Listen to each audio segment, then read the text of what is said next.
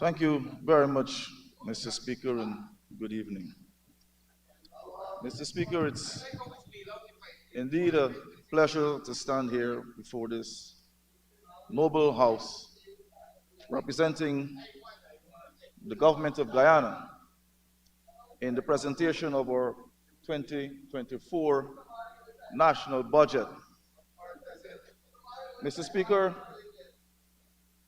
before I begin, allow me to humbly thank my dear colleague, the Minister responsible for finance, and his capable team for once again delivering on the promises made by the People's Progressive Party civic administration, which we have made our commitments prior to taking office in 2020, and this is the journey. And this journey, Mr. Speaker, requires us to stay on the course, building prosperity for all. Now, Mr. Speaker, might I remind this House that the People's Progressive Party civic government is a pro-poor political party. We have never removed from our core objective, being people-focused, people-centered, and having a government that is directed by the people. I recall the former honorable member, Sidiou Ryan, mentioning that we forgot that we were in office for 23 years. No, we did not forget. We remember clearly, because when we took office in 1992, this was a bankrupt economy, a highly indebted and poor economy. Successive administrations under this People's Progressive Party civic moved this economy from a highly indebted and poor economy to a middle-income economy when we left office in 2015. So those kids who were around during 1992 were able to benefit and see the growth and development from this economy. So when we returned to office, Mr. Speaker, in 2020, we were here to continue the progress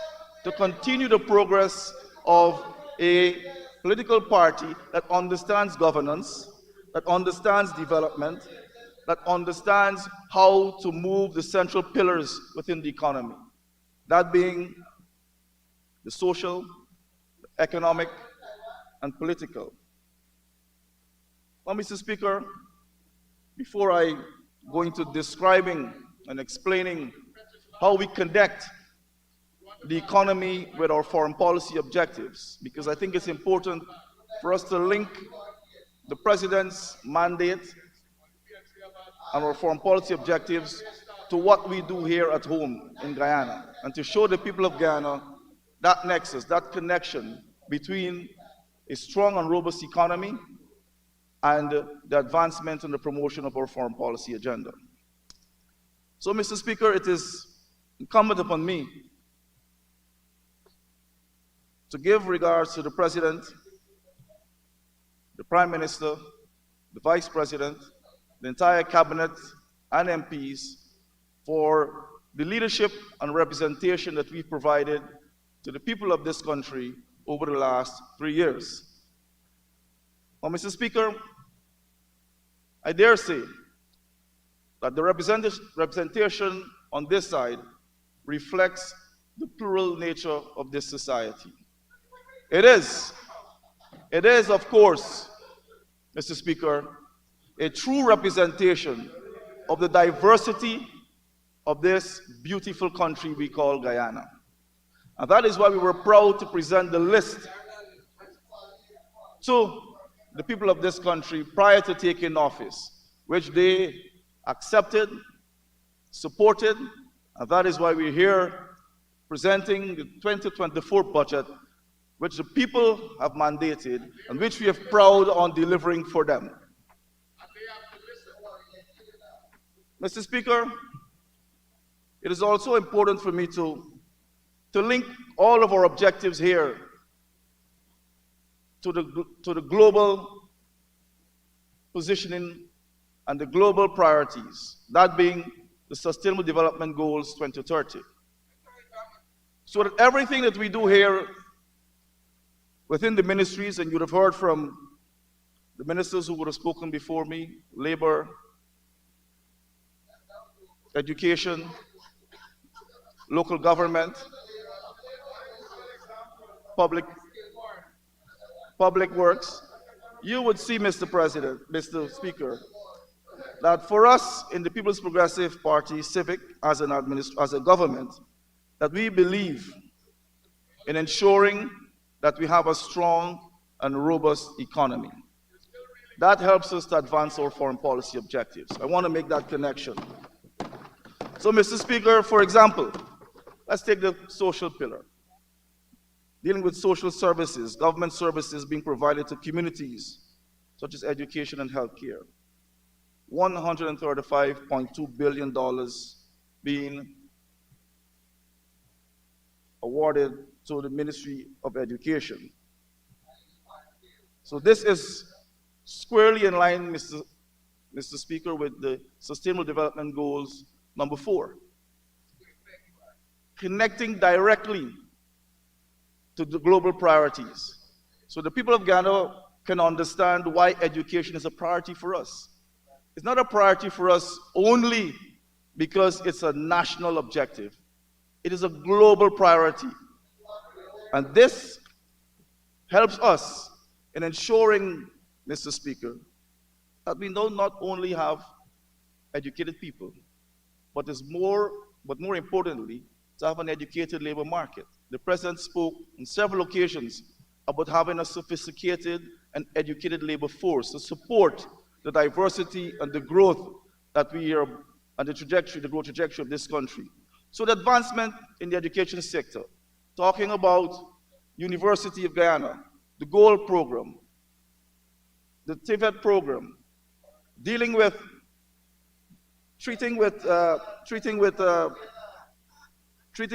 Because We Care cash grant, improving the learning experience, all are part and parcel of ensuring that we prepare for an advanced labor market. Now, Mr. Speaker, we have to build out this economy very fast. And in some cases, we have to do some leapfrogging. And when members on the other side complain about spending money in the goal, we have to. It's logical. It's a practical initiative because we need more people to be trained in a faster manner. That is why we have said, based on consultations, that we needed to train 20,000 persons within the next 5 years. And we're right on course to ensure that we can provide the training. So this year, we're going to train 6,000 additional or new students with the current batch of 3,967. So, Mr. Speaker, ensuring that we have an educated workforce that is diversified to cater for all of the sectors are important for us, and that is why I want to commend my colleague, Minister responsible for education, who's on a break, for the valiant work that she's been doing and working hard to ensure that we can have an educated workforce that supports my colleague, Minister of Labor. Mr. Speaker, let us touch on healthcare. On the healthcare, we have $129.8 billion budgeted for 2024. Fitting squarely within the SDGs number 3, Sustainable Development Goals number 3, for good health and well-being. And we're staying the course, Mr. Speaker. We want to have also a healthy labor force, which would also improve productivity, life expectancy, improving our human development index, which would also provide for our happiness. As the President mentioned also, we need to have a happy population. Having a population that is healthy and educated improves the well-being, improves the standard of living and quality of life, and provides for a happy population. You can check out the happiness index. It's a real thing. Mr. Speaker,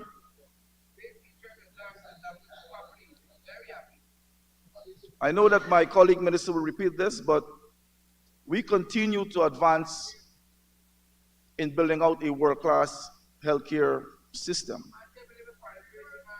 So looking at the development of the six regional hospitals in Bath, Ikendron, Diamond, and Mole, Lima, number 75 Village. Added to the upgraded hospitals in Bartica, Soddy, West Demerara, Lethem. All speaks to ensuring that we maintain that healthy environment where our population can have quality health care, not only here on the coastline, but within the communities across the 10 regions and 3 counties of Guyana. Mr. Speaker, if we look at the social welfare, we have $48.3 billion budgeted for the welfare program, which speaks to protecting citizens from economic risks and insecurities in their lives. This is Sustainable Development Goal number 10, Mr. Speaker. So we have increased the old age pension from $33,000 to $36,000 per month, placing an additional $2.7 billion disposable income in the hands of 76,000 pensioners, which reflects a 75% increase in the old age pension since the PPPC resumed office in 2020. In addition to that, Mr. Speaker, the NIS monthly would be now $43,075, which results in $2.6 billion in additional disposable income to benefit over 27,000 persons. We also have an increase of $3,000 from $16,000 to $19,000 a month for public assistance. Mr. Speaker, we're not leaving anyone behind. As we have mentioned time and time again, that everyone will be included in ensuring that they benefit from the growth and balanced development from this government. Everyone is included. We are providing for everyone. And that is why the social pillar is very important in helping us at the Foreign Ministry, Mr. Speaker, because we want to be able to have people who are living longer, who are educated, so that we can attract the foreign investment that we so desire, so that we can ensure that we're providing for the human development and human capital to be able to advance this economy. Mr. Speaker, we cannot do it without the people of this country. And the people of this country has given the People's Progressive Civic Party in administration, in government, the mandate to deliver on the promises. Mr. Speaker, allow me to go to the economic pillar. This is Sustainable Development Goals number 9. Infrastructure, innovation, and industry. Mr. Speaker, the overall GDP of this country is expected to grow by 34.3% in 2024, the fastest growing economy in the world.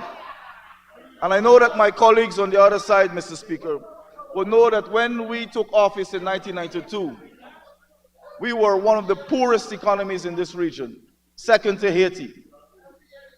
Now we are admired by the rest of the world for the leadership that we have provided between 1992 to 2015 and since we took office in 2020. Mr. Speaker,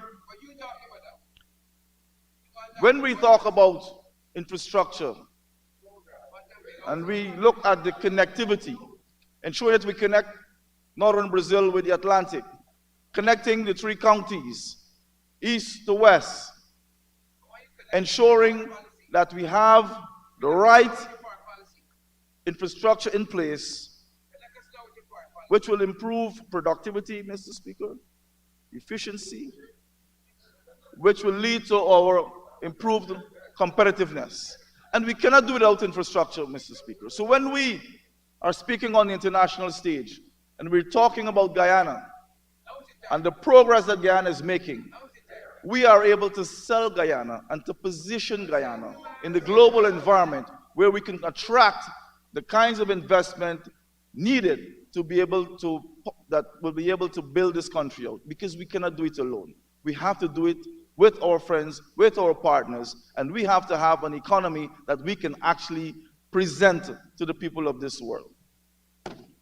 Mr. Speaker, to note, the government has allocated $19.7 billion to advance the construction of the new Demerara River Bridge, and also $4.2 billion to commence the construction of the new Wismar River Bridge. This is connectivity, Mr. Speaker. In between that, if you look at connecting Linden to Latham, 4 to 5 concrete bridges will be constructed. And that is very important, Mr. Speaker, because we understand that if we're going to connect the Guyana Shield, and if we're going to be able to position Guyana, we have to be able to build out our infrastructure. We have to be able to drive efficiency. That's reduced costs right there. That's making our country more competitive. And we have to be competitive to be able to advance our foreign policy agenda. Mr. Speaker, allow me to also highlight the fact that we are also focused on ensure that we give particular attention to drainage and irrigation. As you know, Mr. Speaker, we are low-lying coastal land, and we have to ensure that we can build resilience, by ensuring that we can keep our northern border safe and protected. So $72.3 billion budgeted for upgrade and maintenance of the national drainage and irrigation network in 2024 will see us investing in new pump stations, will see us ensuring that we can be able to build resilience to climate change due to high sea level rise. And that, I must commend my colleague, Minister of Agriculture, his responsibility over the years for protecting us and giving the people of Guyana the surety that we can be protected at the northern end of this country, which is with the Atlantic. Mr. Speaker, briefly on sea defense also, we're treating with $6.9 billion in this budget. These are all well thought out numbers that are able to be put together so that we can ensure that we deliver for the people. This is part and parcel of our security. Mr. Speaker, allow me to also speak on industry and commerce sector.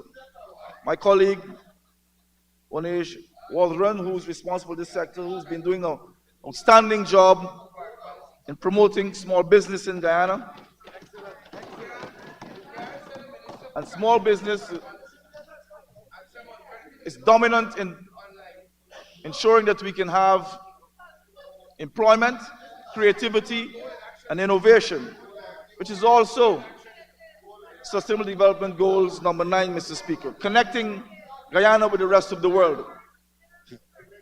Mr. Speaker, The People's Progressive Civic Administration continues to recognize the integral role of small businesses in improving livelihoods and employment in this economy. In this regard, the government has allocated $450 million for the replenishment of Small Business Development Fund, which is very vital, Mr. Speaker. Our administration has also allocated $331 million to the Small Business Bureau for initiatives that will continue to grow the small and micro business development and the promotion of entrepreneurship, to address the structural changes, promote business development, and cultivating entrepreneurship behavior to strengthen business cooperation. One of the things I want to note, Mr. Speaker, when you observe the People's Progressive Party civic administration, we have been dismantling structural barriers from the time we took office in 1992. We have been removing barriers. We have been creating equality, equal opportunities, equity, and ensuring that there's fairness in this economy. So the structurally violent economy that we have inherited in 1992, we moved swiftly to dismantle those structures, to ensure that everyone has an equal opportunity in this country. And that is why you can have fantastic grades coming from Region 5, Region 6, Region 3, the hinterland. We've done that with education. We've done that with healthcare to ensure that everyone can get quality healthcare all across this country. We've done that with the small business, to ensuring that everyone across this country, once they are qualified, that they will have a stimulus to ensure that they can thrive and grow their small business. That is the nature of this country, of this government. Mr. Speaker, I can also float agriculture, but I will leave that for my colleague to deal with. But I needed to talk about it a little bit, because that $97.6 billion is part of the diversification of this economy. And we've heard time and time again, Mr. Speaker, that the President and the Cabinet, whether we are in Georgetown or whether we're in communities, we always remain focused on the diversification of this economy and not being susceptible to the resource curse. And that is why we have focused a lot of our attention on the non-oil economy, ensuring that we can diversify this economy using the support that we've provided to the other two pillars to ensure that we can have an economy that is fit for purpose, that is innovative, creative, and competitive, ensuring that we can survive oil, because oil is a finite product. Mr. Speaker, the fisheries sector is expected to grow, and $1.2 billion was budgeted for fisheries, aquaculture, and development initiatives. In the forestry sector, we expect a record growth of 3.9%. And this aligns with SDG, the Sustainable Development Goal number 12, where we speak about responsible consumption and production. Mr. Speaker, the extractive sector is also expected to grow by 43.6%. The gold and bauxite mining subsectors are expected to grow this year by 15.7% and 57.2% respectively. So there you have it, Mr. Speaker. We have an economy that is growing progressively. We have an economy that is benefiting from balanced development. We have an economy that is ready for 2030 and beyond. We are on the right course, and we're staying the course, Mr. Speaker. The numbers don't lie. We can go all the way back to 1992 and we can crunch the numbers. And we have showed steady progression. We have showed that we are capable of leading this nation, not only here in the region, but to provide global leadership. Mr. Speaker, allow me to speak a little bit about the political pillar. And I know that this is quite interesting to the people of Guyana because they know that our political system is stable and progressive because of their participation, because they are able to elect their representatives and they are able to ensure that this country remains a democratic country where people's rights and privileges are maintained, where there's rule for law, where there's good governance. Look at our country brand, Mr. Speaker. The brand of this country has improved exponentially since we returned to office in 2020. Our national brand has improved. The people are prouder to be Guyanese. We are well respected now. It is because we are able to nurture a political system driven by the people. Not what we had to survive during the 28 years of dictatorship, where it was directed by the state, where there was party paramountcy. That doesn't exist now, Mr. Speaker. There's consultation, there's partnership, there's respect, led by the people. Their priorities are taken on board and respected. And we deliver on it. We know all too well, Mr. Speaker, that we're not going back to those days. Those individuals who witnessed, young people who witnessed the 2020 elections, saw all too clearly, Mr. Speaker, the tragedy and agony that their parents and grandparents had to endure during the 28 years of dictatorship and 5 years of repression. Mr. Speaker, we are not going back. The reason why the President, the entire cabinet, and executives of this government can travel and be respected and listened to and admired because our political system is on the right course. And we're staying that course. We are staying that course. We will lead this country to another free and fair elections, free from fear. And we are going to return to continue the journey. So this budget, Mr. Speaker, is not only about numbers. It's about progress. It's about our commitment to service. It is about delivering on the promises that we've made. And we have to do that by using resources. This is what we're about, Mr. Speaker. They are more attracted to the numbers. Because when we left office in 2015, we had over $800 million in the consolidated fund. You know what they did, Mr. Speaker? They spent it out. They took care of themselves and their families and their friends. The billions that we left in those agencies, they spent it all out. They never delivered on that good life. We have always delivered. We continue to deliver. We continue to meet and exceed the expectations of the people of this country. And we'll continue to do it. We will continue to do it here in Guyana with the help of the people of this country because we've been elected to represent them. Mr. Speaker,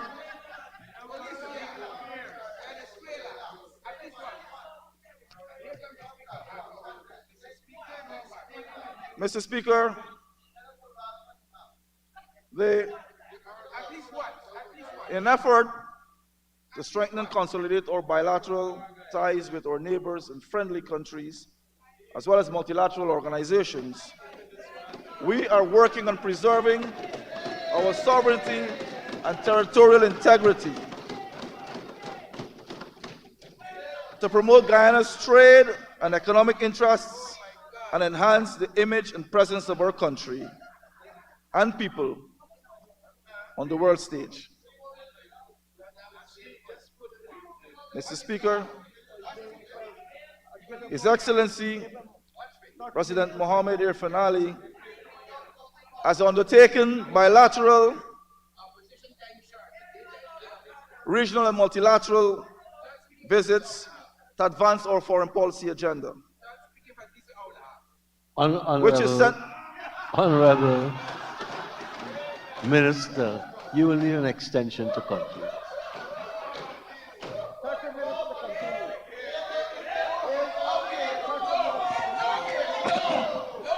I'm not speaking to the shut up. I don't see why I have to shout over you. Mr. Speaker, I would like to ask for my honorable member to be given 5 minutes to conclude his discussion and to also express, my utter disappointment that here was a speaker who was speaking on a national policy and trying to raise the debate in this parliament from the pits it's been in to a high level, and all it led to was guffaws Thank you, and Minister. jokes. And Honorable I just want to go on record. Honorable Minister of Foreign Affairs and International Trade, you have 5 minutes to conclude. Thank you, Mr. Speaker. So, Mr. Speaker, we would have seen the President would have undertaken several international visits, all carefully crafted, all ensured that we, the people, benefit. So, Mr. Speaker, what I wanted the people of Guyana to know and understand clearly is that every time the President leaves Guyana, we are bringing benefits to the people. And that is how we do it. We've built, and we are building a strong and resilient economy.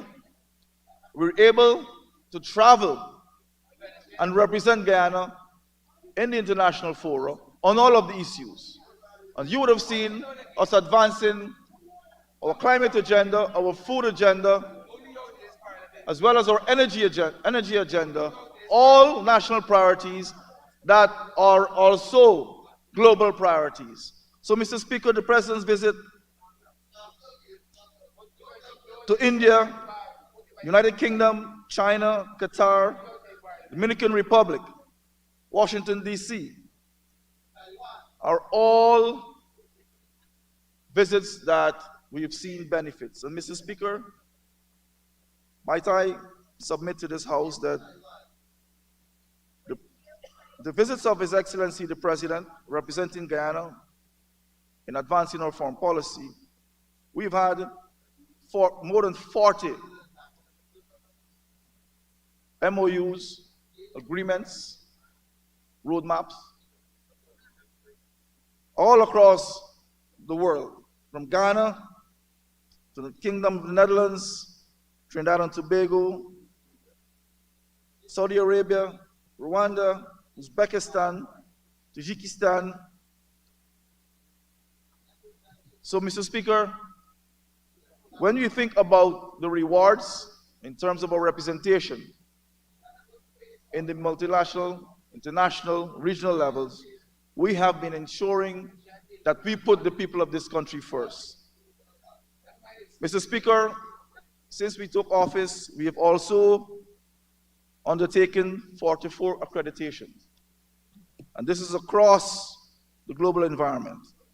Republic of Angola, United Arab Emirates, the Swiss Confederation, Republic of Cyprus, Republic of Philippines, the Kingdom of Norway, the People's Republic, Democratic Republic of Algeria, Japan, just to name a few. So, Mr. Speaker, I just wanted to give you the facts in terms of our representation, accreditation, which speaks to the number of countries that want to engage us, whether it's on the political dialogue, whether it's economic cooperation, whether it's people-to-people exchange. We have been very busy, Mr. Speaker, working in the interests of the people through the Ministry of Foreign Affairs and International Cooperation. Mr. Speaker, briefly allow me to briefly, before I wrap up, speak to our programs. Mr. Speaker, we have 3 programs at the Ministry of Foreign Affairs and International Cooperation. The first program speaks to